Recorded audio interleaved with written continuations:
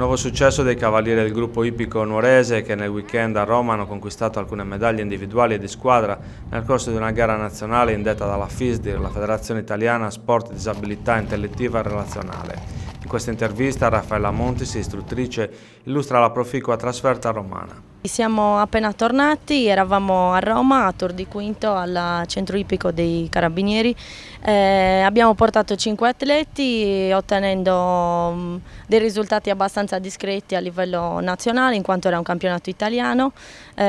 Siamo riusciti ad ottenere una medaglia di bronzo e d'argento con Sandro Cuccu e Francesco Carta, che è stato in precedenza campione italiano per ben 2 volte, e poi siamo riusciti ad ottenere un quinto, un sesto e un settimo posto con Giovanna Muscau, Antonio Bichisau e Francesco Contu.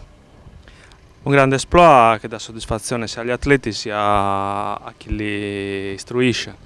Sì, appunto perché oltre ad aver raggiunto queste medaglie a livello individuale siamo riusciti con tutti i risultati ottenuti nelle 3 giornate ad ottenere un terzo posto a livello di club, in quanto c'è stato un premio per le società che con i diversi atleti hanno ottenuto più punteggio e siamo riusciti a ottenere un terzo posto.